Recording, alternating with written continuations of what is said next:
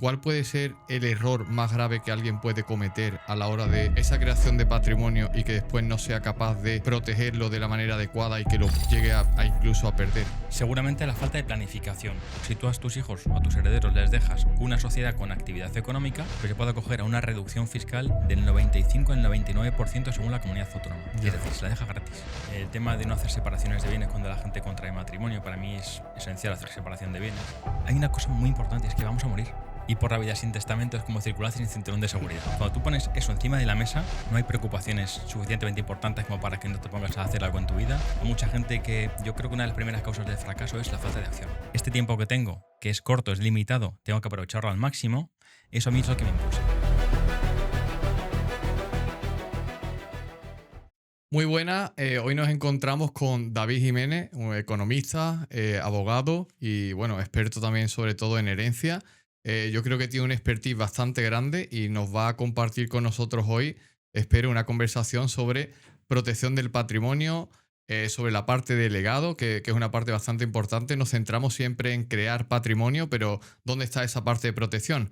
Y yo quiero que en el día de hoy, pues David nos acompañe en eso. Yo le haré preguntas que también son interesantes para mí y lógicamente para vosotros.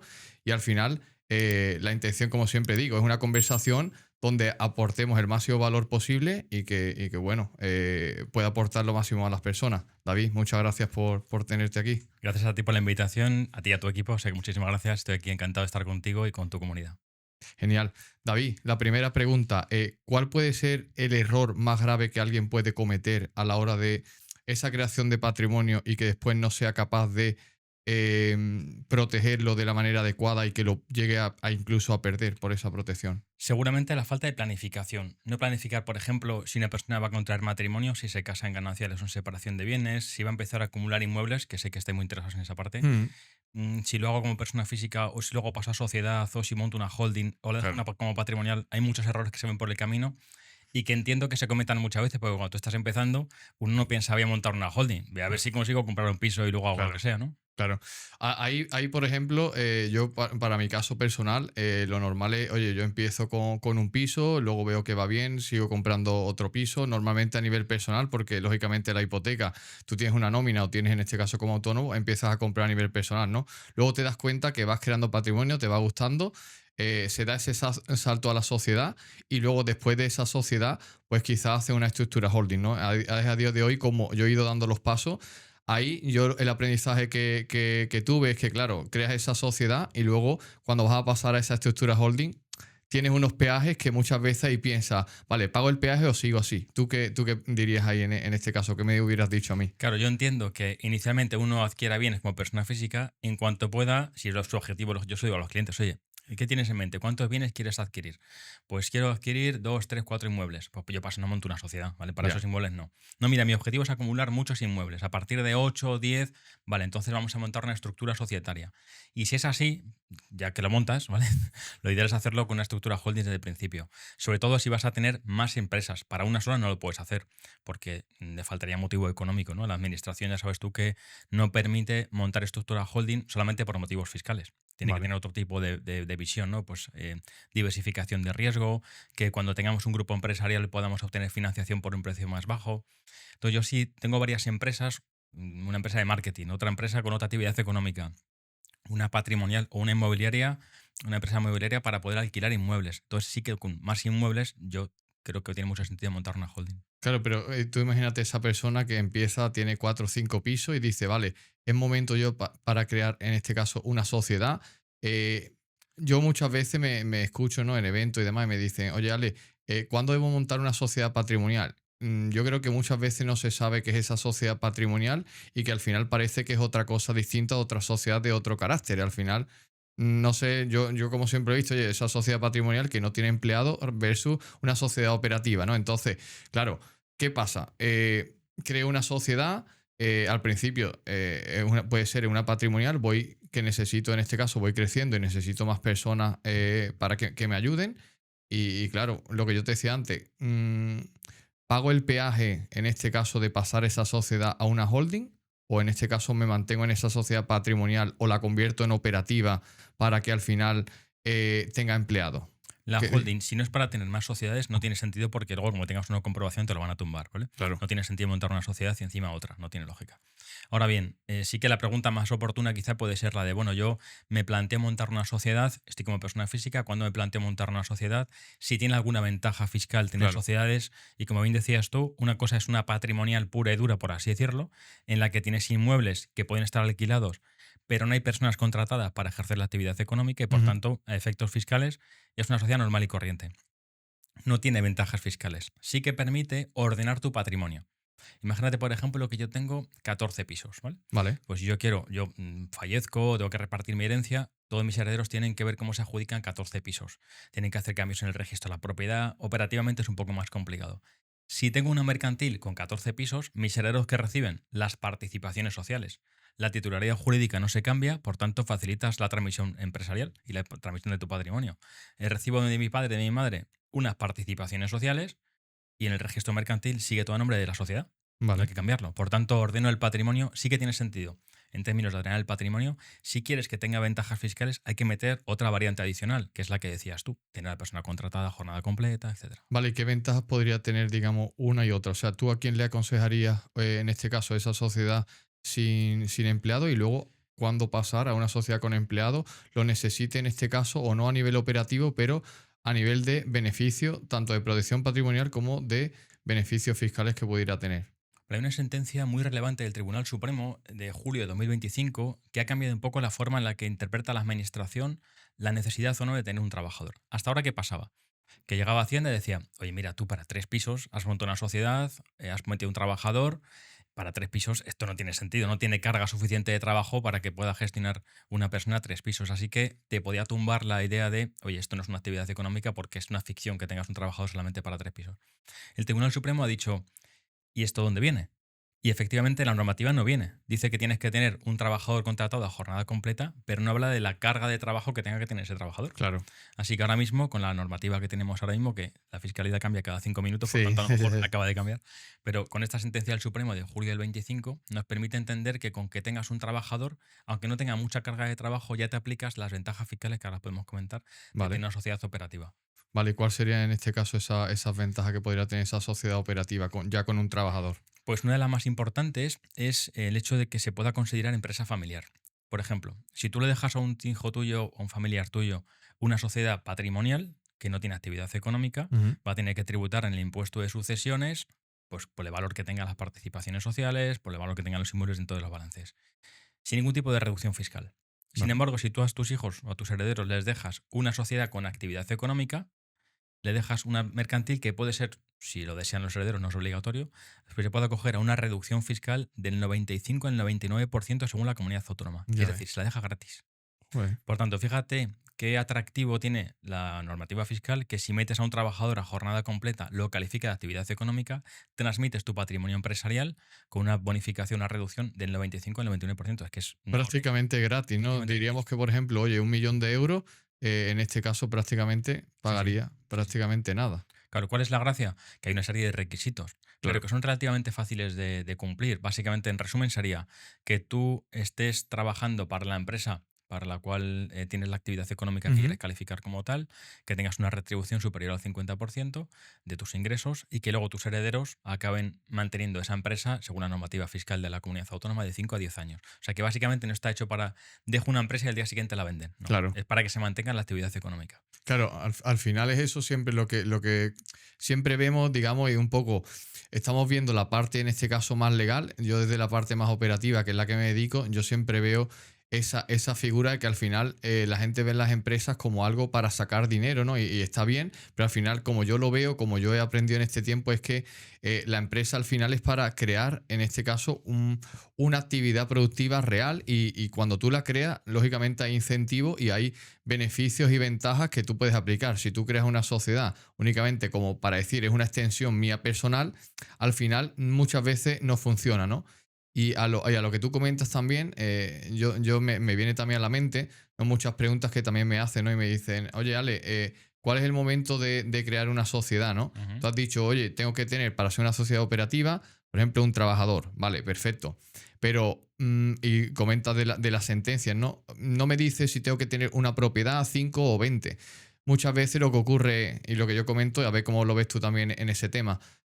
A la hora de crear una sociedad, ya sea patrimonial o operativa, va a depender mucho, como tú comentas, de la carga de trabajo, va a depender mucho también de lo que yo genere, porque puede ser que yo tenga cuatro pisos en turístico que me genere y yo lo gestione una carga de trabajo importante, necesito limpiadora, necesito mantenimiento, necesito dar un estándar de calidad importante en atención al cliente también, que a lo mejor tener 4 pisos en larga temporada que no me llaman, ¿no? Entonces no va a ser igual, tampoco van a ser igual los ingresos. Puedo tener, por ejemplo, donde yo tengo pisos también en turístico, por ejemplo en la zona de Marbella y puede estar generando cada uno 60.000 anuales y yo puedo tenerlo en este caso en Teruel y me generan 5.000. Entonces, claro, Claro. ahí, ¿dónde está ese número? ¿Cuál dirías tú ahí? Yo digo muchas veces, para mí, cuando yo crearía una sociedad, ¿no? A nivel operativo y a nivel de gestión de rentabilidad, yo la crearía únicamente cuando yo a nivel personal sea libre y a partir de ahí tenga un exceso y digo, ok, voy a crear una extensión para crear esa actividad profesional que yo pueda ir escalando mi parte personal y mi parte de empresa. A nivel legal, ¿cómo casa todo eso a nivel de estrategia? Claro, pues yo para mí, como empresario y economista, pienso siempre, me tienen que cuadrar los números. La Claro, normativa fiscal, la parte fiscal es la de, bueno, si tengo un trabajador me aplico ciertas reducciones fiscales, ¿vale? Pero si voy a perder dinero, no tiene ningún sentido. claro, Entonces, con lo cual claro. los números tienen que dar primero, luego ya a partir de ahí veo la estrategia fiscal para que mi familia o quien sea reciba los bienes de la mejor manera posible. Yo en el tema de las sociedades, por ejemplo, como hay regímenes fiscales, como el de a partir de 8 viviendas te puedes aplicar el régimen especial de arrendamiento de vivienda, que bajas Vale. el tipo impositivo de sociedades, a partir de 8 ya sé que hay un límite que digo, bueno, a partir de aquí tiene mucho sentido también fiscal tener los inmuebles en una mercantil, ¿no? Por las ventajas fiscales que tiene. Pero claro, es lo que decimos, si los números no cuadran, no tiene sentido meterse en complicaciones ni de montar sociedades, ni de Claro. montar sociedades con trabajadores. Lo primero es que entre el dinero en el bolsillo. Claro, y luego también puede ser también un poco o bastante caro cuando si tú en este caso no tienes tu vida personal, digamos, blindada, que tú tengas una sociedad que pagues impuestos de sociedades y luego te tengas que retribuir a lo mejor con nómina, ¿no? Cuando al final dices, ok, ¿para qué crear esta sociedad si al final, a lo mejor a nivel personal, si tengo viviendas en larga temporada, voy a tener unas deducciones, ahora lo tengo en empresa, voy a pagar impuestos de sociedades el 23, el 25, el que corresponda, y luego me voy a repartir con nómina del 19 hasta el 40 y pico por ciento más tipos autonómicos. Y al final, ¿para qué me haga salir de esa sociedad? Me han fundido, he visto aquí, vale, lo tengo muy bonito, puedo decir que tengo una sociedad, pero realmente gano dinero, ¿no? Claro, y la clave, pero fíjate, muy interesante lo que comentas. Cuando hay una relación entre socio y la sociedad, eso se llama operación vinculada en el impuesto de sociedades. Por tanto, al tener una relación con una parte interesada que es mi propia empresa, la normativa lo que obliga es a entender que tú tienes que tener una retribución de tu propia empresa. Hay una Claro. presunción de onerosidad. O sea, tú no puedes tener una mercantil y no cobrar de ella. Tienes que tener algún tipo de retribución. Otra cosa es que sea mucho o poco, ahí entramos en el debate de la administración considera mucho X dinero o tal. Ahí podemos entrar en un debate, pero coincido contigo en que lo ideal es que, si se puede, que tribute todo con la sociedad y que tú que extraigas de la mercantil, vía nómina, vía dividendos, lo que necesites para vivir, pero tampoco más. Es decir, hay que mirar un poquitín los tipos impositivos de IRPF también. Claro, entonces con esa sociedad, imagínate lo que tú comentas, siempre tiene alguien que ponerse una retribución, podría cobrar únicamente en dividendo, podría no cobrar nada y reinvertir todo. Claro, fíjate lo que puede decir la administración. Vale, dividendo lo cobras en calidad de socio. Si yo, por ejemplo, invierto en alguna de tus empresas y soy socio capitalista, cuando llega final de año o en junio, cuando sea, hacemos la junta y acordamos repartir dividendos, pero yo no he trabajado en tu empresa. Por tanto, como socio simplemente capitalista, tengo derecho a una serie de dividendos si se acuerda por mayoría en junta.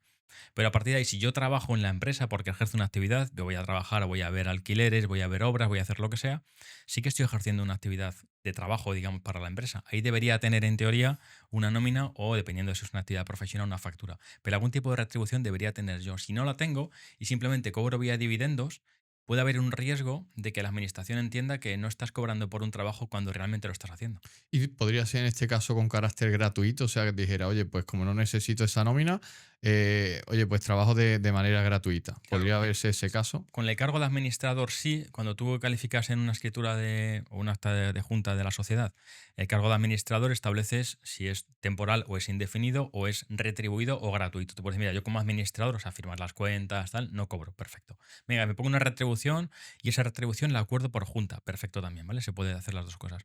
Pero claro, la pregunta que haces es la de, ¿puedo trabajar gratis para mi sociedad? Pues hombre, por poder puedes, ¿vale? Sí, Si no tienes ninguna sí. comprobación no va a pasar nada, pero piensa que hay una presunción de onerosidad. La pregunta que se va a hacer a Hacienda es la de, ¿usted trabajaría gratis para otra sociedad que no fuera la suya?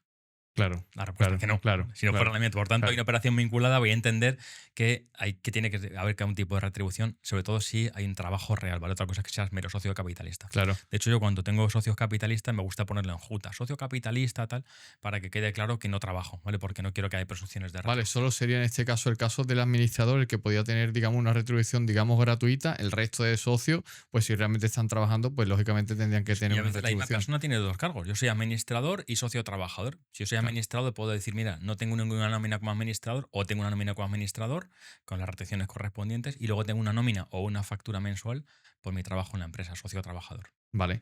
Y David, o sea, a nivel de protección patrimonial, todo lo que las estructuras que estamos comentando, tú que tienes una experiencia amplísima en el tiempo, ¿cuáles dirías tú que son los errores más graves o, digamos, cosas que parecen tontas ya para ti, pero que al final se repiten en el tiempo y al final ocasionan una pérdida importante o asumen, digamos, estas personas un riesgo bastante alto por no tenerlo en cuenta?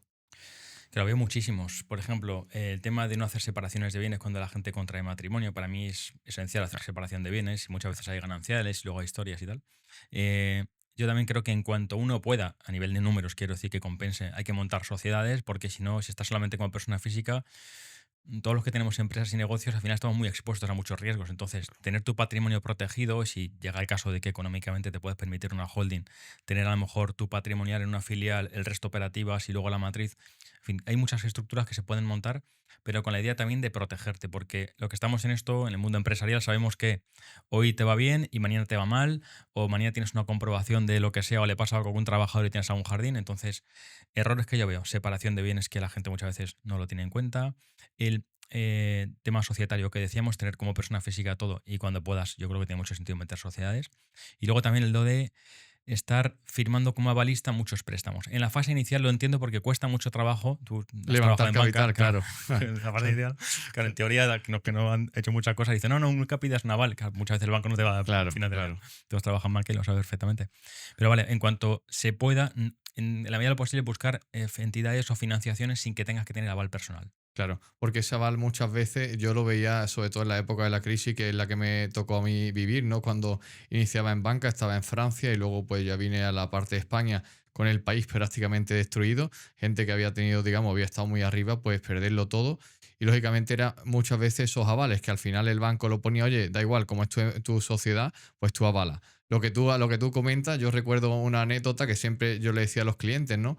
Decía, ok, si tú no avalas, si tú no crees en tu negocio, voy a creer yo. Entonces, muchas veces, claro, no se tiene opción en las etapas iniciales y yo diría incluso medias ya, porque Sí. el banco no te va a prestar porque la pregunta que yo siempre hacía, aunque tuviera una empresa 10 20 años y tuviera buenos números, decía, ok, ¿por qué no avalas tú? Es que no crees en tu proyecto. O sea, tú me estás pidiendo, por ejemplo, 500.000 euros, 100.000 o 1 millón y tú quieres que yo te lo dé a un tipo de interés bueno, pero realmente no quieres estar tú avalando y quieres que yo confíe en tu proyecto y tú no, ¿no? Ahí, claro, cualquier empresario pues se quedaba sin respuesta y decía, vale, pues mira, yo no creo en mi proyecto, es que yo no avalo en ningún sitio. Digo, vale, tú no avalas en ningún sitio, está perfecto. Será porque los demás quieren hacerlo así, pero aquí yo entiendo es que tú no crees en tu negocio, ¿no? ¿Qué Hombre, pues, pueden hacer ahí las personas, en no? la posición contraria, alguien podría decir a la entidad financiera, oye, banco, quiero pedirte un préstamo para comprar tus acciones. Claro, también, ¿Qué pasa? ¿Que no confías, no confías claro, en tu empresa? totalmente, sería así, sería así. Es una vía ahí, digamos, que es complicado lo que tú comentas, sobre todo cuando en las etapas iniciales van a alguien a empezar. Yo vi en esas etapas, pues lógicamente, que esos avales fue la predicción de Sí. muchas personas y yo hoy también como empresario en el otro lado, pues lógicamente los considero como un arma de riesgo, pero lógicamente yo diría, a la hora que vas creando patrimonio, y sobre todo en el sector inmobiliario, pues ir creando provisiones, al igual que hacen los bancos, Claro. las empresas, decir, ok, tengo todo un capital aquí, siempre tengo que tener ese ala de, como hemos dicho, oye, protección a nivel legal, a nivel fiscal, pero también esa protección a nivel operativa, es decir, ok, de cada 5 euros que gana, pues uno lo mantengo, digamos, bloqueado.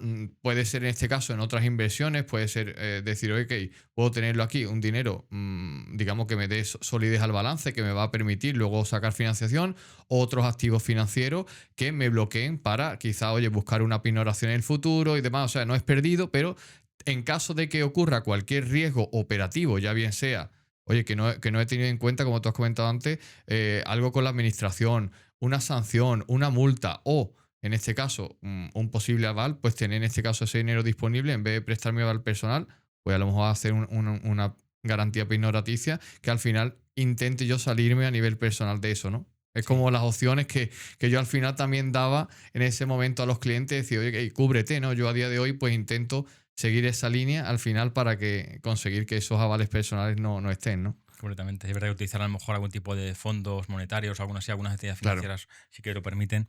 Y yo creo que hay una línea que todavía no está muy consolidada, pero hacia la que va a ir, yo creo que era un poco la tendencia en el mundo financiero, que es hacia las finanzas descentralizadas. No soy sí, especialista en este tipo de cosas, pero estoy un poco investigando. Y sí que es cierto que me gusta mucho el hecho de que, claro, ten en cuenta que si te financias en el mundo de DeFi, no apareces en la CIRBE. claro, Tienes totalmente. bastante margen para endeudarte con los límites, lógicamente, del sistema, ¿no? Pero bueno, parece que Claro. es una línea a investigar, ¿eh? Algo bastante potente. Yo hace varios años, sobre todo en el COVID, ya por experiencia, eso yo no lo he contado, realmente yo creo nunca. Yo intenté lanzar una empresa para tokenizar en este caso inmuebles. Oye, yo tengo el inmueble. Como es la normativa, no sé si habrá cambiado mucho, pero yo recuerdo en la época pues que al final lo que se hacía era más bien, oye, tengo un inmueble, realmente es emitir deuda contra eso. Prácticamente es como un préstamo participativo, podríamos decir. A nivel de crecimiento de patrimonio es bastante potente porque al final, oye, yo tengo un activo que, digamos, me ha financiado, yo lo compro, lo tengo libre de carga y al final, lógicamente, hay que establecer una serie de pastos y demás, pero lógicamente ese inmueble está libre de carga para el banco, pero también tienes el dinero. Entonces, ahí yo en esa época vi muchos proyectos que iniciaban así a nivel de tokenización y yo también diría que es un arma bastante potente el tema del DeFi, pero como ahora mismo la normativa quizás no está tan avanzada, pues que puede tener ciertos riesgos porque al Sin final duda. es usar deuda contra un activo que va a financiar y lógicamente un tercero puede incluso sacar una deuda e incrementar el nivel de riesgo. Sí, Entonces, sí. oye, un aprendizaje que yo vi importante. Puede darse, lógicamente esto yo veo que no es el futuro, es ya el presente, pero bueno, hay muchas estrategias que podríamos hablar también, que yo también hago en el mundo cripto a nivel de financiación interesante con inmuebles y que al final, pues como yo digo, quizás es el presente, ¿no? Mm. Eh, David, en el tema en este caso de sociedades que hemos comentado, ¿no? Sobre todo por ese bloque de protección patrimonial que estamos viendo ahora. Hemos hablado en este caso de Avable, hemos hablado en este caso de sociedades como alguien tendría que cubrirse. ¿Ves que a nivel de gasto, qué cosas tenía que tener en cuenta tú que ves también la asesoría de la empresa? No tanto la parte legal, ¿no? Sino la parte operativa Ujú. que tú ves que las empresas no hacen en su día a día y que al final llegan a una situación delicada porque no han visto, digamos, una situación concreta. ¿Qué puedes tú decir ahí? O sea, ¿qué márgenes debería tener una empresa de todas las que tú ves? O sea, yo era analista de riesgo de Sí. empresa y yo siempre decía, ok, pues que el EBITDA sea X para mí, es interesante para yo confiar en ti, que el beneficio neto sobre facturación sea X. Tú como asesor de empresa, ¿en qué te fijas tú con los Claro, clientes o qué le aconsejarías tú? claro, fíjate, yo efectivamente he asesorado a empresas pequeñitas Sí, y a grandes empresas, ¿no? Pero claro, es complicado decir esto vale para todas las empresas claro, porque depende del sector. Tengo empresas con unas rentabilidades con una EBITDA del 30 y tantos por claro. ciento y otras que van súper justas porque algunos sectores un poco más tradicionales. De hecho, una de las cosas que me llaman siempre la atención es la diferencia que hay entre el mundo digital y el mundo offline, digamos. Claro. Los márgenes no tienen nada que ver. Ya, total. Pero bueno, sobre todo lo que yo me fijo es un poco más a nivel de estructura, ¿vale? Porque la empresa, puedes mirar balances y como tú perfectamente puedes analizar, pero yo miro sobre todo a nivel de visión a largo plazo, ¿no? Esta empresa realmente qué es lo que está haciendo. Está construyendo activos, está generando un valor añadido a la sociedad, algo que no solamente sea una actividad que sea como muy limitada en el tiempo, ¿no? Que digo, mira, ahora han cogido un pelotazo, funciona súper bien, pero en 3 meses o un año o dos esto no va a funcionar, ¿no? Que pasa bastante en el mundo digital, Claro, por cierto, total. ¿sabes? Tema de las formaciones, no sé qué, hay gente, de hecho, leía el otro día que la mayor parte de la gente que hizo 1 millón de euros en los últimos años han desaparecido prácticamente todos, Ya ves. porque pegan pelotazos y desaparecen. Yo creo Claro. que un empresario, si se califica como tal, no es un empresario de pelotazo, es una persona que piensa en el largo plazo. Y yo miro eso, lo que es el negocio estructuralmente, y miro mucho a la persona. Miro mucho cómo es la persona. Yo, que llevo en esto más de 20 años, Sí. en cuanto veo a la persona, digo, sé si le va a ir bien o le va a ir mal. Simplemente por ver la actitud que tiene, la visión, la mentalidad, las ganas, no sé, se ve enseguida la actitud que tiene la gente. ¿Qué componentes tiene que tener, digamos, ese empresario que tú ves que dice, ok, este se le va a ir bien? ¿Qué componentes dirías tú que tiene que tener ese empresario? Pues mira, a veces veo que hay mucha gente que monta negocio. Mira, recuerdo una vez que vino a mi despacho una persona que me dijo, mira, quiero montar una pastelería, no sé cuánto, está súper ilusionada, ¿vale? Y le digo, vale, genial, digo, pero ¿cuántas pastelerías has montado tú? Dice, no, ninguna. ¿Has trabajado en el sector de la hostelería? No, nada. Entonces, oye, a ti lo que te gusta es comer pasteles. Claro, Entonces, ya, claro. me puede gustar alguna cosa, pero realmente alguna cosa es disfrutar del servicio, otra cosa es montar un negocio como esto, ¿no? Entonces, vale, la ilusión está bien, es una de las partes de los componentes. Para mí, la otra parte es la visión a largo plazo, qué es lo que pretendes hacer finalmente, si hay una necesidad en el mercado, si cubre alguno de los elementos más potentes y los que generan más demanda, ¿no? Que son los de salud, dinero y relaciones. Para mí son los tres ámbitos más importantes. Tu negocio que está en salud, en dinero o relaciones, vale, pues tienes algunos elementos importantes, ¿no? Y luego también, como digo, la visión a largo plazo, la ilusión que tienes que tener. Y luego una cosa que para mí parece una idiotez, pero es el sentido pragmático de la vida. Es decir, hay mucha gente que me cuenta películas que digo yo, están en tu cabeza, suenan muy bien, pero la realidad es otra, ¿vale? Claro, Pero no es que quieren montar una asociación, un no sé qué. Perfecto, si tu objetivo no es ganar dinero. Si Ya. tu objetivo es ganar dinero, este no es el negocio adecuado. Hay veces que veo cosas de personas que tienen mucha ilusión, pero que yo veo que la realidad no se acomoda a esa ilusión, ¿no? Claro. Al final yo también veo un poco, comparto eso que has comentado tú, ¿no? De al final el dinero va a ser una consecuencia de lo que yo, al menos en mi caso, como yo lo he visto, el dinero es una consecuencia de lo tanto que a ti te gusta lo que haces.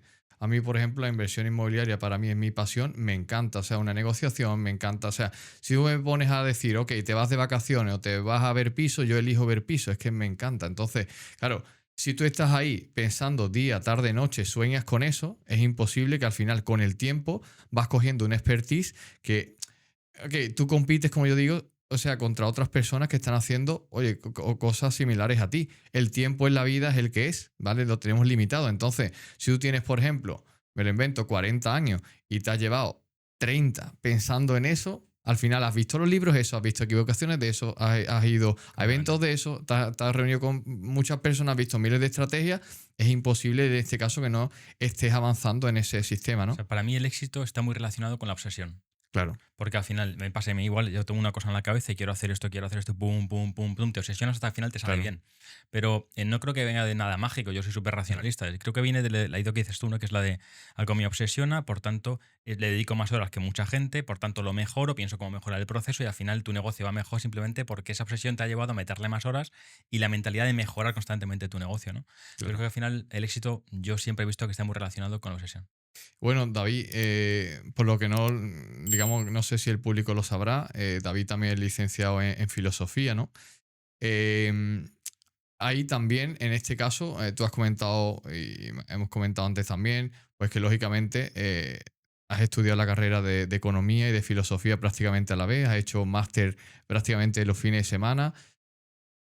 O sea, tu dedicación es para mí admirable, o sea, para mí, y por eso en este caso me gusta compartir contigo Claro. este espacio, que la gente también conozca, porque al final yo creo mucho en ese trabajo y creo en este caso en esa disciplina, en esa constancia que tú, por supuesto, la tienes y lo has tenido, digamos, para hasta llegar a este momento. Y ¿qué te lleva a ti o qué dirías tú que te lleva lógicamente tener esa fuerza, esa llama para hacer eso? Porque alguien diría, ok, yo hago una carrera, o sea, me gusta otra, pues cuando termine la hago, ¿no? ¿Qué te motivaba a ti a eso? ¿Cuál era tu motor y cuál es tu motor a día de hoy? Pues es que yo, la forma en la que me percibo a mí mismo, quiere decir que yo si no me meto mucha intensidad, es como que no hago las cosas al nivel que yo quiero hacerlas. Lo que bien dices, ¿no? Yo me empecé a hacer filosofía y económicas a la vez, simultáneamente, licenciaturas en dos universidades diferentes, así que imagínate. Iba por la mañana a hacer historia de moderna, no sé qué, y luego iba zumbando, corriendo Ya. hasta hacer estadística y luego volvía a hacer no sé qué. Entonces fueron años un poco caóticos, los fines de semana, máster en fiscalidad, ahora me he hecho un máster en inteligencia artificial. Entonces la cuestión es que, ¿qué es lo que me impulsa a hacer esto? Hay una cosa muy importante, es que vamos a morir. Ya. Es inevitable. Entonces, cuando tú pones eso encima de la mesa, no hay preocupaciones suficientemente importantes como para que no te pongas a hacer algo en tu vida. La acción es lo que te permite avanzar. Mucha gente teoriza demasiado y no acciona. Yo soy una persona 100% de acción. Hay mucha gente que yo creo que una de las primeras causas del fracaso es la falta de acción. Mucha gente dice, me gustaría hacer no sé qué, hacer no sé cuántos, tal, y al final nadie ejecuta nada, todo el mundo teoriza. Y yo soy una persona, como digo, 100% de acción. Entonces, el hecho de que pongas encima de la mesa la limitación de tu vida, que digas, somos finitos, esto va a terminar en algún momento, y miras hacia atrás y dices, este tiempo que tengo, que es corto, es limitado, tengo que aprovecharlo al máximo, eso a mí es lo que me impulsa. El hecho de darme cuenta de que esta vida es única. Y la intensidad no solamente es en el mundo empresarial, es en la parte personal también, el Claro, hacer deporte, el estar con tu pareja, lo que sea, ¿no? claro, Esa parte de la intensidad me la da la conciencia de la muerte. claro, totalmente. Y bueno, en esa mentalidad, unido en este caso a lo que la mayoría de la audiencia, que lógicamente son inversores inmobiliarios, ¿cómo tú en este caso unirías o cómo tú le dirías a ellos, oye, esa pasión que yo tengo, esa llama, ese momento, digamos, finito, como tú comentas, ¿cómo se aplicaría, digamos, a la inversión inmobiliaria en general o a la inversión, que tú lógicamente también eres inversor? Pues, oye, ¿cómo lo aplicas a eso unido y decir, ok, todo eso que tiene David, pues cómo lo puedo yo llevar lógicamente a mi intención operativa del día a día, que es la inversión o convertirme en un inversor o tener esa disciplina, esa constancia para al final alcanzar mi objetivo, que sea, por ejemplo, la libertad financiera, tener un número de pisos, facilitar en este caso una tranquilidad financiera a mi familia. ¿Cómo, Claro, cómo dirías tú quizá que compaginan? el impulso puede ser el de, dado que somos seres finitos, pretender que algo te trascienda. Y diciendo, quiero que dejar un legado que vaya más allá de mi propia existencia, ¿no? A mi familia, a mis hijos, a mis sobrinos, a quien sea, ¿no? Entonces, no digo que sea una necesidad el hecho de decir, voy a hacer todo por los demás, creo que es importante pensar uno mismo, Claro. pero sí que yo, por ejemplo, hay una filosofía que se ha puesto muy de moda ahora, que es la de morir con cero, ¿no? Que dice, bueno, yo cuando me muera, la herencia es un error de cálculo, dice la gente, ¿vale? Yo no tengo esa visión.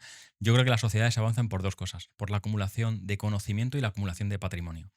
Y creo que las sociedades, mis herederos, en este caso, avanzarán más si les he dejado más patrimonio y más conocimiento. Y creo que si tenemos una visión global de esa manera, de la forma que es el mundo, la gente puede pensar, bueno, voy a montar empresas, primero por tener yo un nivel de vida adecuado, pero también para que esto se quede como legado para los que vienen después. Claro. Eso para mí es algo que también me impulsa. Yo veía también, yo que o sea, me he formado, pues me gusta y me encanta, ¿no? Y es continua la formación en Reino Unido, en Estados Unidos, lógicamente en Francia, que es donde yo estudié la mayor parte del tiempo también. Y yo veía una cosa muy clara con lo que tú comentas de ese dejar ese patrimonio, ¿no? Yo veía en este caso que en España, lógicamente, quizá yo pienso para mí que a través de lo que ocurrió, ¿no? De la guerra civil y demás, pues se destruyó mucho patrimonio, pero en otros países sí que hay ese pensamiento de legado de unas generaciones a otra. ¿Por qué? Porque quizás pues no se destruyó como aquí, ¿no? Aquí llegó, se destruyó todo, ok, empezamos de cero y no hace tanto, ¿no? No hace quizás, oye, 100 años o incluso menos, ¿no? Pero ¿qué pasa? Hubo otras culturas, otros imperios que lógicamente traspasaban de generaciones en generaciones, 400, 500, 600 años, y lógicamente eso se nota, ¿no? Yo cuando estaba también en Inglaterra, que es un mercado, digamos, al que yo estoy muy expuesto, pues veía en este caso familias que acumulaban patrimonio y conocimiento de generaciones. A mí me impactaba mucho el tema también de lo que tú comentas de conocimiento, ¿no? Algo en este caso, un conocimiento. O sea, yo recuerdo un caso en concreto de una casa que yo fui a alquilar y, digamos, el hijo tenía, pues creo que eran 16 años y estábamos hablando de que oye, pues yo empezaba a invertir en inmuebles y tal. Y me decía, mira, o sea, mi pensamiento es ser millonario con 18 y lo que estoy pensando es en vías de cómo hacerlo. Digamos, la familia tenía ya patrimonio de generación. Entonces, ese pensamiento de el conocimiento y de ayudar a eso y ser consciente, yo decía, pero si yo con esa edad no tenía ni idea, o sea, no sabía ni lo que iba a hacer, ni mucho menos me podía pensar, pero ni mucho más adelante. Y eso, digo, o sea, esto aquí hay un trasvase de conocimiento brutal y digamos de generaciones. Y digamos, quizá en España eso, en la mayor parte de personas no está inculcado y para mí es, en este caso, quizás por esa destrucción que hubo desde hace 100 años por la guerra y que al final todo el mundo, digamos, prácticamente menos cuatro, empezaban, digamos, de cero, ¿no? ¿Qué piensas tú en ese Sí, sentido? también hay una parte cultural, ¿no? Al final hay bastantes estudios que hablan un poco de la influencia que tienen incluso la religión, ¿no? Claro. El tema si es protestantismo, catolicismo, hay algunos estudios por ahí. Entonces, claro, yo creo que hay una parte cultural también en todo esto, como bien dices, y quizá pues un poco la mentalidad que tiene mucha gente, ¿no? Que parece que hay una mentalidad negativa hacia el dinero, por tanto, Mm, aquella persona que monta empresas para ganar dinero, claro, pues está mal visto, ¿no? claro. Entonces, esa mentalidad también influye mucho.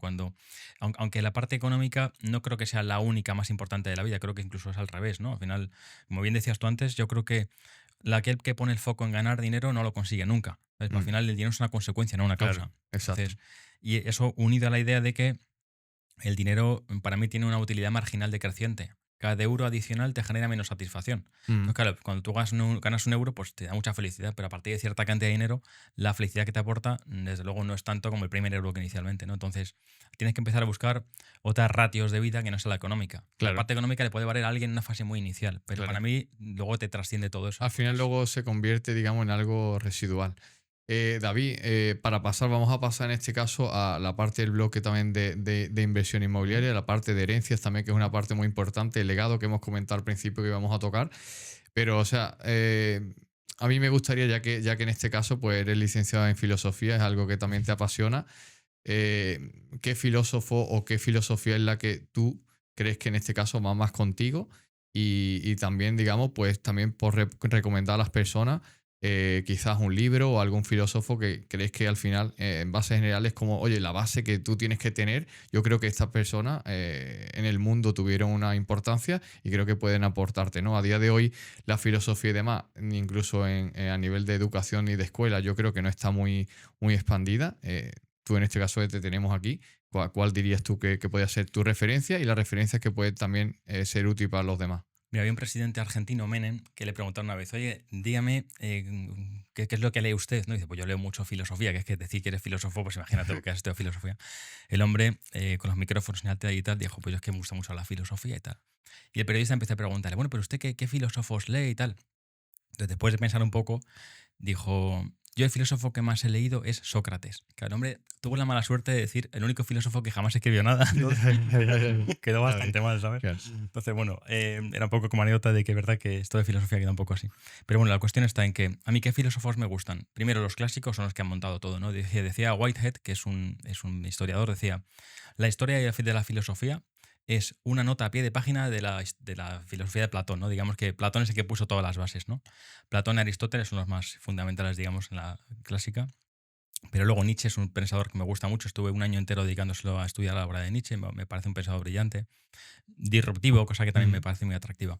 Pero por recomendar cosas así a alguien un poco más actuales, yo creo que un pensador que me apasiona es Nassim Nicolás Taleb.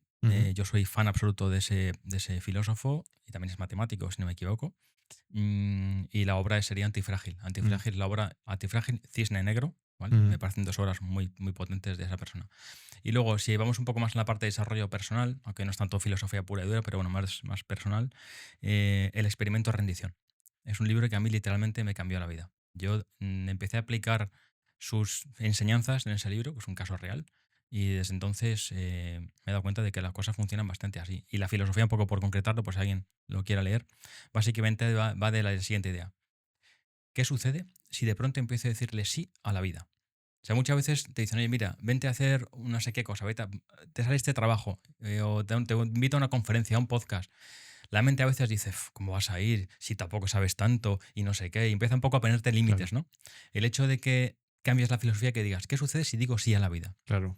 Voy a decir sí a todas las cosas que me presenta la vida. Voy a pensar que en lugar de tener yo el control de todo, voy a ceder ese control a la vida y que vaya un poco guiándome en el camino, asumiendo que quizá yo no tengo todas las verdades ni toda la razón.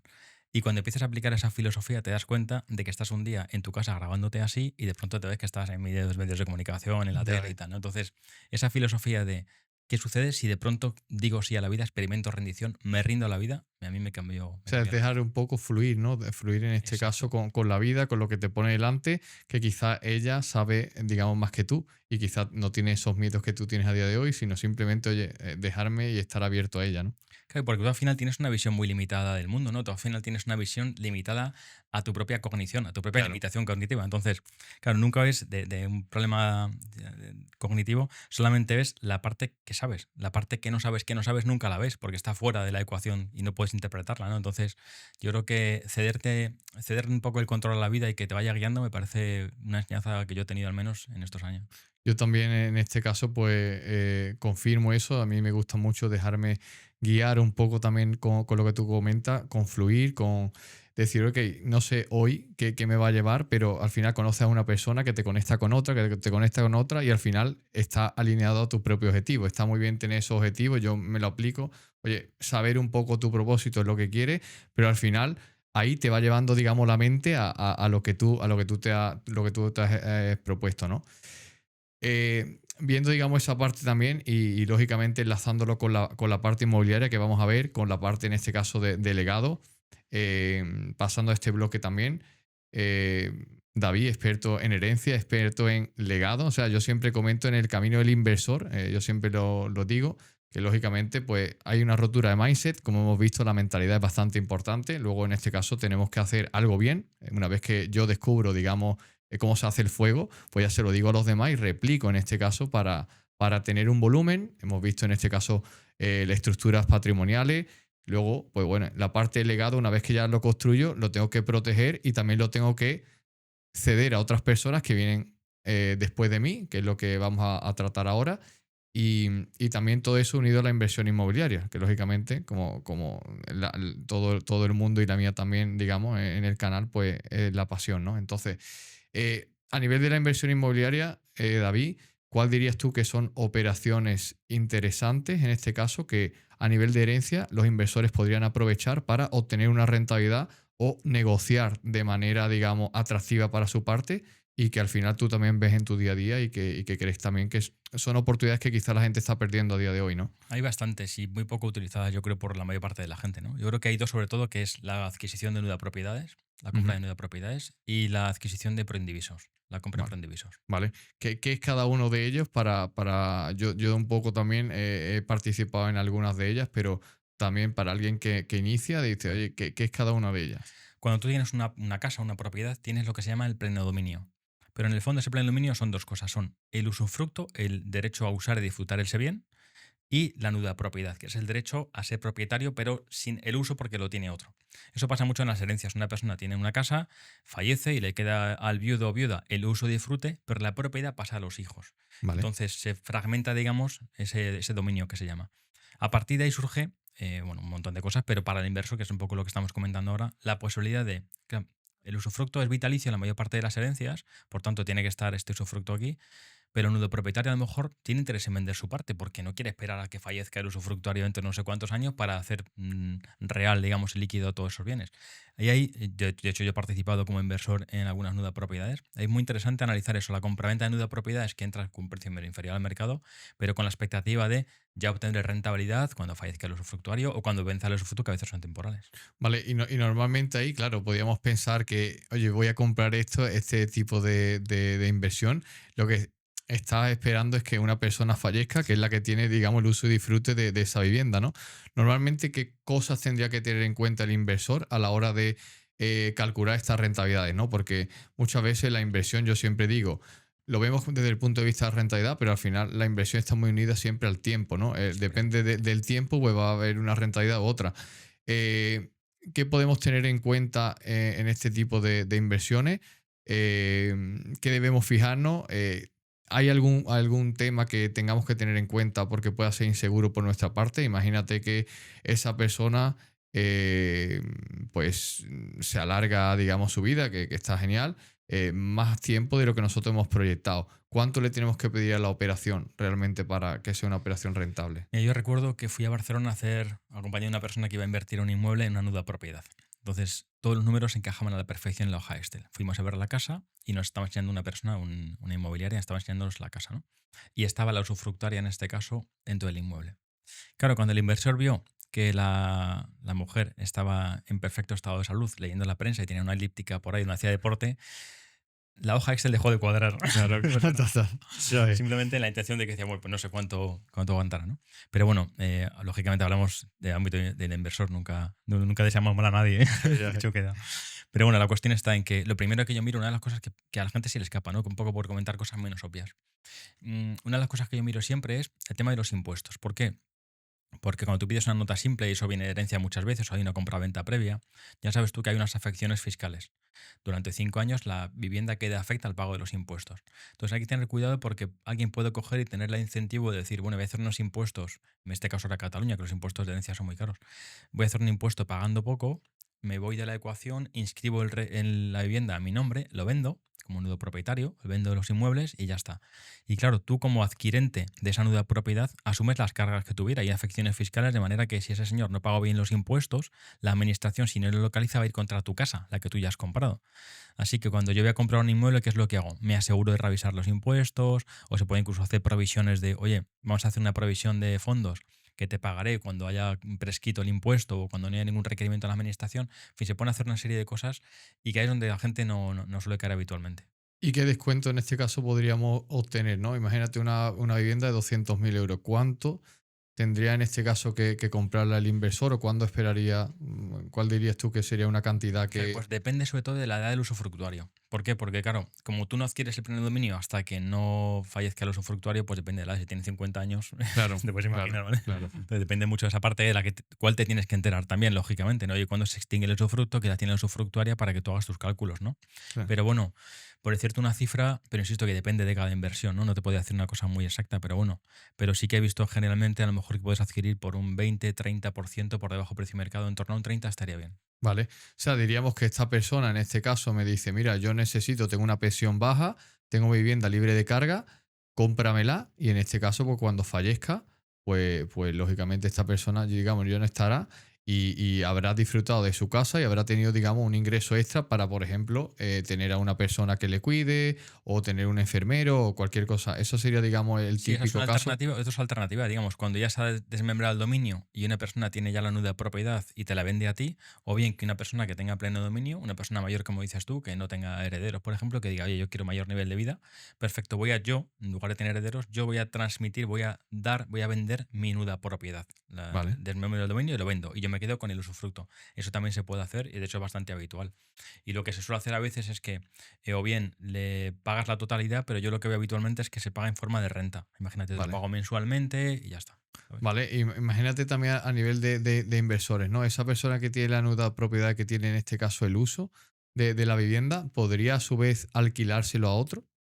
¿Quién? ¿El nudo propietario? Sí, El nudo propietario no tiene derecho al uso de disfrute de la vivienda, por tanto, lo único que tiene derecho sería el usufructuario. ¿Qué puede hacer el usufructuario? Yo tengo el usufructo de esta casa, soy un señor que tiene 50 años, 70, los que sea, y quiero desmembrar el dominio y te vendo a ti la nuda propiedad y tú la compras como inversor. Yo tengo el usufructo. ¿Yo qué puedo hacer? Disfrutar la casa o marcharme a otro sitio y alquilarla y me quedo con la renta. vale, o sea, él se podría crear Sí, incluso sí, con la renta. O sea, correcto. imagínate esta persona, oye, se va, vende la casa, se va a una residencia y mientras tanto pone incluso la casa en alquiler. Y además, esa venta que te ha hecho a ti la nuda propiedad, si es de la vivienda habitual y tiene más de 65 años, tributa cero en el IRPF. Cero, ya ves, O fíjate. sea que la operación es buena incluso para las dos partes, ¿eh?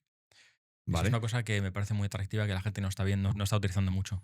Y luego otra cosa que me parece interesante es, bueno, el tema de prendevisos, que luego lo tratamos, el tema de las rentas vitalicias. Ya como entidad financiera tú lo conoces Ujú.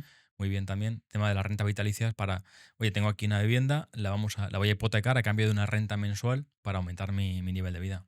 Vale, esto sería como un poco lo que se ve más bien en el extranjero. No sé si aquí se aplica mucho, que sería como una hipoteca inversa. Es Justo, como sí, sí. que te hipotecan ese bien y el banco te va pagando en este Sí, caso se ha poco a dicho poco. renta vitalicia es hipoteca inversa, sí, sí. Vale, Sí, sí, sí.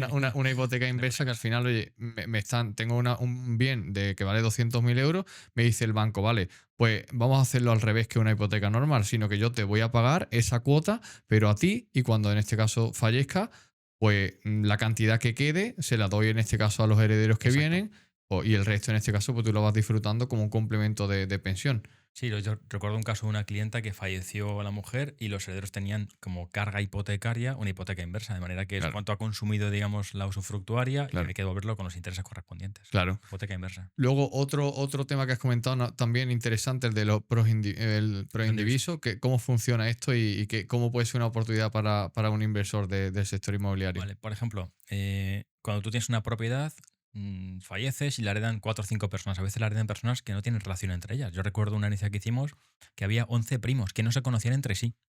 O sea, tú fíjate la historia, tú tienes que Ya, ponerse en contacto, no sé ya. qué. Entonces, claro, tú al final tienes, heredaron 11 pisos, de hecho, 11 primos.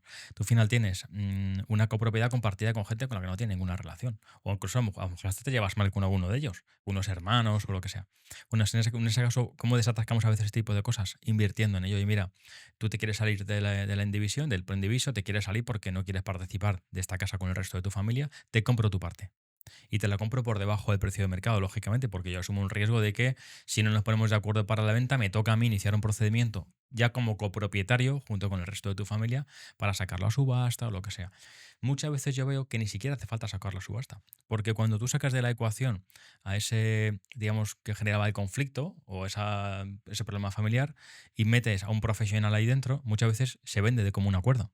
Ya. Y lo que antes era imposible, ahora llega un inversor y que dice, mira, oye, yo no sé qué te pasaba con tu hermano, pero a mí me da igual, yo lo que quiero es que lo vendamos y ganemos todos. Y muchas veces hemos desatascado operaciones de este tipo. Y por ejemplo, en el caso que fuera una pareja, ¿no? Imagínate, oye, dos personas que tienen la titularidad del inmueble y, oye, no llegan a un acuerdo, a lo mejor para repartir el bien, para un divorcio, para cualquier cosa, ¿no? ¿Podría en este caso uno de ellos venderme, por ejemplo, ese proindiviso y a partir de ahí yo ponerme yo a vivir en esta casa o meter a alguien para alquilar parte de la casa? ¿Podría ser posible? Claro, habría que entrar más en el detalle concreto, pero para que te hagas una idea, primero, antes se lo tienes que ofrecer a otro copropietario. Oye, mira, que voy a vender la casa a esta empresa. En teoría, mucha gente no lo hace, pero en teoría que tengas que decir, mira, voy a vender la casa, mi parte se la voy a vender a esta empresa, pues si la quieres adquirir tú, porque se protege, digamos, al otro copropietario, ¿vale? Vale, Imagínate que no quiere comprarla y tú ya apareces como copropietario. A partir de ahí, ¿qué sucede? Que tienes a Pepita y tienes a la empresa X, los dos como copropietarios, con los mismos derechos igualmente. Así que imagínate que uno dice, vale, pues yo estoy viviendo en la casa y tú como inversor no estás viviendo en la casa. ¿Qué puedes hacer? Luego, insisto, aquí a lo mejor hay matices, hay un niño, hay muchos matices aquí, pero bueno, ¿qué puedes hacer? Iniciar un procedimiento para que se administre ese bien. Oiga, señoría, no nos ponemos de acuerdo, yo soy copropietario y también quiero estar en la casa. Y para que un juez determine, oye, mira, como los sois titulares al 50%, pues estás un año tú, otro año otro. O sea, estás en un régimen de administración. Si no nos ponemos de acuerdo sobre cómo usar la casa común, que lo decida un juez. vale, ¿esos procesos son lentos, son en este caso costosos? ¿Cuál dirías tú que podría ser un Pues coste de un procedimiento así y en plazo cómo nos iríamos? los Por ejemplo? juzgados están ahora mismo para no tocarlos, sinceramente, ¿vale? Yo cada vez que tenemos un procedimiento judicial, mira, tengo procedimientos judiciales metidos desde hace, estoy pensando en unos 6 años y no tengo ni fecha para juicio. Ya ves. Un desastre, ¿vale? Porque Ya. hay, a la parte recurre, no sé cuánto y rollo. Entonces, este tipo de procedimientos suelen durar menos, ¿vale? Depende de cada sitio, depende del partido judicial que te corresponda, pero te puedes tirar fácilmente un año. Vamos a decir una cosa media, un año y medio, por ahí. Para Vale. hacer una extinción del O sea, contrato. Sacar subasta. que no es algo en este caso que compre y que al final pueda negociar con esa parte rápido, ni O sea, mucho menos. muchas veces ya te digo que muchas veces entras tú, cuando una persona va a entrar a invertir, ¿qué te pasa? ¿Por qué no os ponéis de Claro. acuerdo? Es que hay mujeres, es que hay maridos, es que mi hermano. Ahí, si tú tienes el conocimiento de por qué está eso atascado, dices, vale, hay un conflicto personal. Si entro yo, se acaba el conflicto personal y a lo mejor la gente sí que quiere vender. Entonces, a veces ni siquiera tienes que ir a un procedimiento judicial. Vale. Y luego, David, a nivel de ese legado, al final, cuando nosotros pensamos en herencia, claro, es algo que decimos, oye, es algo quizás feo porque, o sea, implica la muerte, implica, digamos, el fin, ¿no? De la persona, ¿no? Entonces, pero claro, al final la protección patrimonial en el tema fiscal es una cosa bastante importante. ¿Qué tips o qué trucos tú podrías decir o qué consejos podrías tú dar de en este caso, alguien que tiene ya patrimonio, alguien que tiene familia, que debería hacer sí o sí, en este caso, para protegerse ese legado, ya bien sea por parte de un testamento, bien porque tenga que hacer, digamos, unas acciones concretas. Al final, yo aquí sí que soy un newbie, o sea, alguien que no conoce absolutamente nada y quizá tampoco tengo conciencia de eso. Entonces, oye, mucha gente yo creo que le puede aportar eso. ¿Por dónde empezamos, no? ¿Qué cosas tenemos que tener en cuenta? Y, oye, ¿qué es lo primero que hago? Vale, lo primero es hacer testamento, ¿vale? Que es un poco lo básico. Para mí, ir por la vida sin testamento es como circular sin cinturón de seguridad. Tienes una cierta protección, ¿vale? Y ahora si empezamos a rascar cómo tiene que ser ese testamento, sobre todo para la persona que está invirtiendo en inmuebles, siempre que se pueda hacer legados. Es decir, si tengo 5 pisos, le dejo el piso 1 al hijo 1 o a mi primo o a quien sea, ¿vale? Pero los dejo repartidos en el propio testamento. ¿Por qué? Porque eso va a reducir la conflictividad. Porque si yo dejo repartido todos mis bienes por testamento, luego no van a tener mucho margen de discusión. El riesgo de no hacer testamento o hacer un testamento genérico es que acaba todo en copropiedades. Y si hay copropiedades, hay más posibilidad de conflicto, pues yo no quiero pagar el IBI, pues yo no tengo dinero, pues venga, pues lo vendemos, pero yo no lo quiero vender porque vivo en la casa. Entonces, todo lo que se deja repartido por testamento, mediante legados, para mí sería una recomendación básica. La segunda idea que tenemos que hacer yo creo que es planificar un poquitín también toda la parte de la tributación. Es decir, la falta de planificación fiscal para mí de las herencias es otra cosa que me encuentro muy habitualmente. La gente, como no planifica nada, cuando se lo encuentra es, vale, pues si hubiéramos hecho esto y esto y esto, hubiéramos ahorrado muchísimo dinero. Y te puedo contar el caso de un cliente que falleció y le había dejado todo su patrimonio, una gran parte de su patrimonio, mejor dicho, a su pareja. Bueno, oye, yo no tengo hijos, no estoy casado, pues le dejo toda mi pareja con la que llevo como viene 10 años, a mi novio, digamos, en este caso. Y fallece, y esa falta de planificación hizo que tuviera que pagar un 52% de los de impuestos. Es decir, con respecto a la herencia, que eran 900 y pico mil euros, pagó un 52%. 495.000 euros que fui a pagarlo yo al banco. Ya ves. O sea, recuerdo Bueno, perfectamente la cifra, 495.000. Pero claro, él no tenía 495.000, tuvimos que buscarnos la vida con los activos financieros que sí que tenía el causante. Vendimos fondos de inversión, claro, etcétera. porque ahí qué pasa cuando no tiene dinero, muchas veces se dice, ok, no pueden aceptar los bienes porque no tiene dinero para pagar esa herencia. ¿Eso es real? O sea, Ahora lo comentamos si queréis, hay soluciones para eso. Fíjate, te he dicho que este señor pagó 495.000 euros. Si se hubieran hecho pareja, de hecho inscrita en la Comunidad de Madrid, que en este caso la Comunidad de Madrid, o se hubieran casado, hubieran pagado unos 5.000. De 495.000 a 5.000. Una bonificación del 99% que no se aplicó porque era su novio y a efectos fiscales era un extraño. ya ¿Vale? ves. Por tanto, fíjate, te digo una planificación absurda, una chorrada, por así decirlo. ¿Eh? No hablo ya de cuestiones técnicas con donaciones y tal, que se puede ahorrar mucho dinero, ¿no? Vale, entonces, ¿qué sucede con el inversor inmobiliario? Que a veces dejas a tus herederos un patrimonio inmobiliario, pero no hay liquidez en la herencia. ¿Vale? ¿Cómo pago esto? ¿Vale? Claro. Entonces, a partir de ahí tienes que buscar muchas estrategias. Hay 40.000, ¿eh? Se dice mucho que la gente renuncia a las herencias por no poder pagarlas. Yo que llevo en esto más de 20 años no lo he visto nunca. ¿Vale? Mm. De hecho, cuando he visto complicaciones así, claro, no es fácil. Hay que ser imaginativo, hay que buscarte la vida. Puedes buscar financiación externa. Hay gente que te compra las herencias. Puedes buscar financiación, por ejemplo, es que puedes llegar incluso a hipotecar los inmuebles de las herencias para utilizarlos como aval para pagar los impuestos. Puedes Vale. pedir financiación vía aplazamientos o fraccionamientos con la administración. Hay 1000 soluciones y para mí lo último es renunciar. Hay que analizar el caso concreto y ver cuál es la mejor herramienta que te corresponde a ti. Claro, y las deudas en este caso también entiendo que serían herencias, ¿no? O sea, una Claro. deuda o, por ejemplo, un aval que yo tuviese, ¿eso se hereda realmente?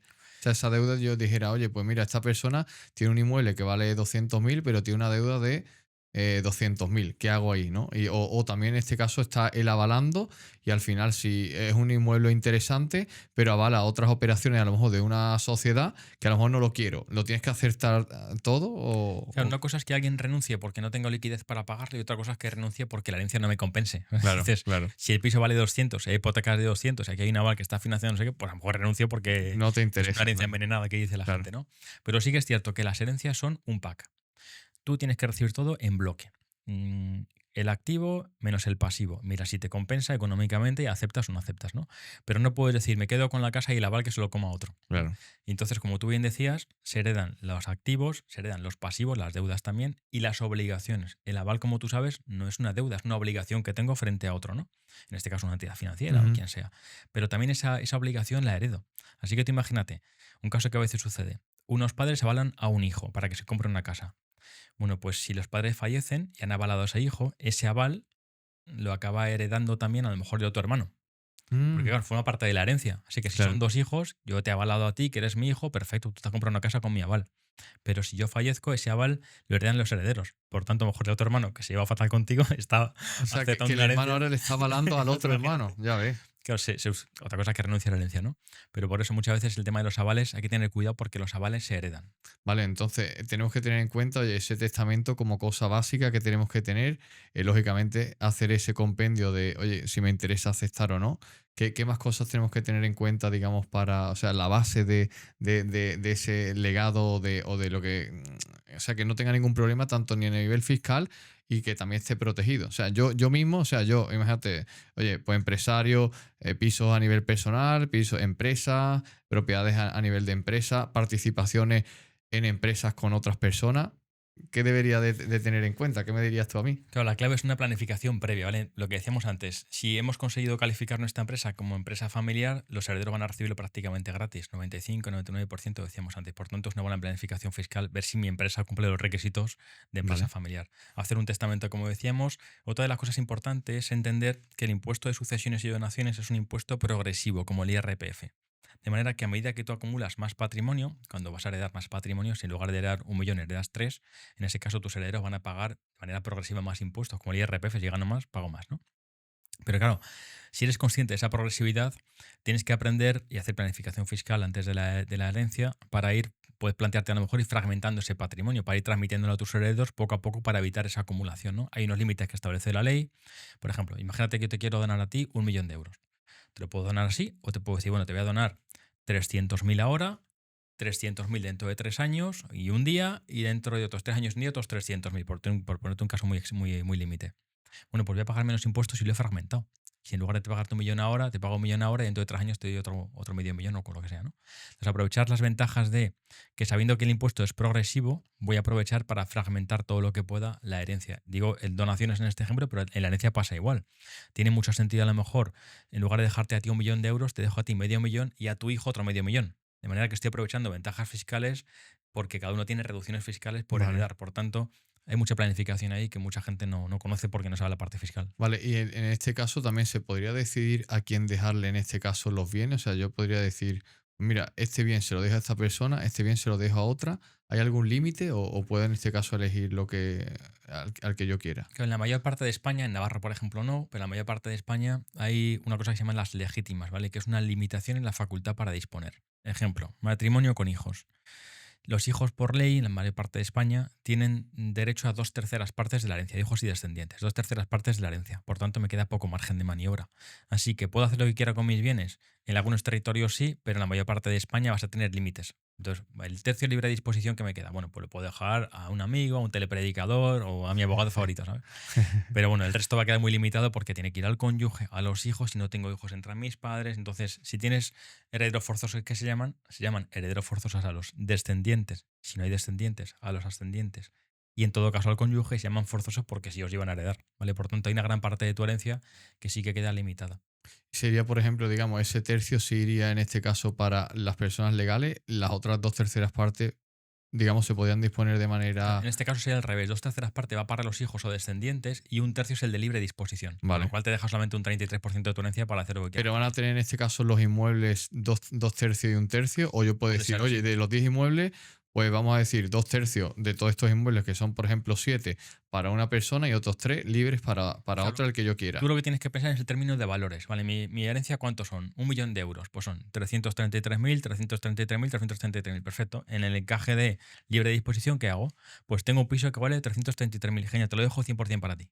Vale. Con lo cual sí que puedes jugar con esa distribución. Y esa valoración, por ejemplo, ¿quién la haría? Porque, claro, imagínate, tú ya sabes, por ejemplo, en el sector inmobiliario, yo compro un piso hace, no sé, en el barrio de Salamanca, hace 20 años, que me costó 200.000 y hoy vale 1 millón, y tengo otro piso que hoy vale 500.000. Realmente, ¿quién pone ese precio? Digamos, ¿es a precio de adquisición? ¿Es a precio de mercado, pero al final soy yo el que lo dice? ¿Hay algún valor a nivel de Sí. esto? Como tú sabes perfectamente, hay una cosa que se llama valor de referencia Vale, vale. desde 2022 que opera un poco como mínimo, por así decirlo, ¿vale? Oye, mínimo hay que poner eso, si no la gente pondría que las casas valen 1 euro y no pagamos impuestos ninguno, ¿no? Entonces hay un mínimo que vemos que hay que poner. La clave es, vale, si tú y yo nos ponemos de acuerdo en los herederos, quiero decir, nos ponemos de acuerdo en que esto vale 100, pues perfecto, nos hemos puesto de acuerdo, siempre y cuando respetemos el límite fiscal, no hay problema. El problema es cuando, que surge muchas veces, cuando no nos ponemos de acuerdo. Yo creo que vale 80, para ti vale 120 porque tenemos a veces intereses contrapuestos, ¿vale? Porque a lo mejor yo tengo más parte de la herencia que tú, me interesa, en fin, hay veces intereses contrapuestos. El asunto está en que, primero, la valoración se hace cuando, a fecha de fallecimiento, no cuando haces el testamento. Al hacer el testamento puedes tener una visión, pero la fecha se mira cuando vas a hacer la herencia, ¿no? Y lo segundo es, si tú y yo no nos ponemos de acuerdo, hay que tasar los inmuebles. Yo estoy literalmente en miles de testamentos, literal, como mi despacho, Ujú. como albacea o contador partidor. Entonces, cuando yo voy a hacer una herencia, muchas veces no hay acuerdo. Entonces hago yo la herencia. Entonces firmo yo la escritura ante notario. Ujú. ¿Qué es lo que hago yo? Intervengo como contador partidor y soy yo el que hace la valoración de los inmuebles. ¿Qué hago siempre? Hago las tasaciones y busco tasaciones oficiales Vale. ¿no? Que estén homologadas por el Banco de España. ¿Por qué? Entre otras cosas, por hacer una valoración justa y correcta y que no haya conflicto entre los herederos.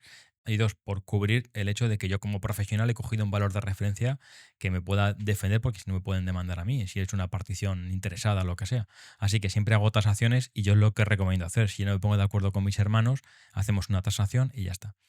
A veces, ¿qué es lo que recomiendo también? Decir, bueno, vamos a ponernos de acuerdo en que los dos vamos a aceptar la tasación. Porque a veces hacer la tasación no te cuadra y dice, pues no firmo. Claro, No hemos avanzado nada. Claro. Entonces lo que hago es un acuerdo previo en el que digo, mira, tú y yo nos vamos a someter a lo que diga esta tasación y que esta tasadora en concreto. ¿Te parece bien? Si lo firmamos, hacemos un contrato obligacional y lo que diga la tasadora te beneficia a ti o te perjudique, se va a aceptar. Pero claro, ya te has comprometido y tú como contador partidor es el que al final tú tienes la potestad de decidir, oye, qué bienes van a uno o qué bienes van para otro. Claro, en mi caso, cuando no hay acuerdo, o si hay acuerdo, intervengo como contador partidor, si así me lo ha encargado el testador. En ese caso, yo no me puedo salir del testamento, no puedo hacer lo que me dé la gana. Si el testador ha dicho, le entregas esta casa ahí a este señor, se la tengo que entregar. Yo me tengo que limitar a lo que dice el testamento, que para mí es la ley, digamos, de la sucesión.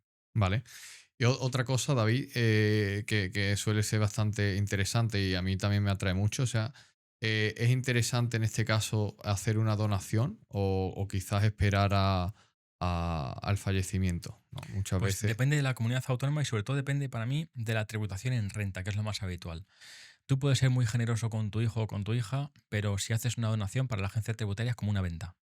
Y tributa Vale. como ganancia patrimonial. O sea que si llega, tú le quieres hacer un regalo a alguien, no, te regalo este piso, tú tributas como ganancia patrimonial como si fuese una venta, pero claro, no te entra un duro en el bolsillo porque es un regalo. Ya. Entonces, yo lo primero que miro a la hora de determinar si es mejor donar o heredar es la tributación en renta.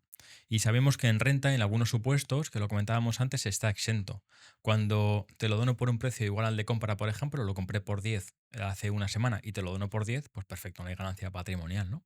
Otra cosa es que sea lo habitual es que te dono una casa que compré hace 10 años o hace 15 años. Vale. Te vino un cliente al despacho para hacer una donación a su hija para que no tenga que comprarse una casa que era bastante cara y tal, se la quería regalar. Perfecto, le dije, espérate que te calculo el importe en renta, que la Vale. compraste hace 15 años la casa, ¿vale? Ya ves. Te cuesta 30.000 euros la broma. Dijo, Ya. vale, pues entonces no lo hago. Claro. Entonces, siempre el impacto en renta para mí es esencial porque mucha gente no lo conoce y luego llega la sorpresa. Hay un error que es pensar, claro, como en muchas comunidades autónomas está la donación de padres a hijos bonificada al 99% o al 100% incluso, pues claro, no pago nada. Ojito con renta que luego llega la sorpresa, hace la donación y luego al año siguiente llega la agencia tributaria. Pero en algunos supuestos no hay ganancia o está exenta la ganancia porque si tú donas y tienes más de 65 años y la vivienda habitual está exento, no tributas, ahí a lo mejor sí que puede tener sentido mirarlo. Aprovechando lo que te digo, analizando todo en su conjunto, cuando hacemos estudios fiscales miramos, así tributaría la herencia con la normativa actual. Así tributaría si lo hacemos vía donación. Así tributa si fragmentamos la donación en varios años. Entonces hacemos un cómputo, digamos, de... La conclusión es que en tu caso particular, con el valor de estos inmuebles, sabiendo la plusvalía municipal, cómo tributa el impuesto de donaciones en lugar de cada finca, porque el impuesto de sucesiones tributa donde está cada inmueble, no solamente. O sea, tú haces una donación a un hijo tuyo de una casa que está en Murcia y aunque los dos estéis en Andalucía, tributa en Murcia el impuesto de donaciones. Por ¿Dónde tanto, está la casa? ¿dónde está la casa? Como ITP, digamos, ¿vale? Vale. Entonces, cuando ves todo eso, tomas una decisión. Mira, lo mejor es esto. ¿sabes? A veces lo mejor es no hacer nada. Decir, mira, oye, déjalo por testamento porque te sale un carísimo todo. Claro. ¿Y habría diferencia en este caso si la donación es, por ejemplo, un inmueble, así es, por ejemplo, dinero? Porque muchas veces yo también veo los casos de que dice, oye, pues yo tengo ya cierto patrimonio inmobiliario, tengo a mi hijo, quiero en este caso protegerle y también en este caso que cree unas rentas pasivas, pues le dono dinero. Y él en este caso, pues ya, oye, crea su camino Sí. sacando inmuebles, sacando hipoteca o lo que sea. ¿Sería lo mismo en este caso esa donación de inmuebles que de dinero? Generalmente va a ser siempre más económico donar dinero.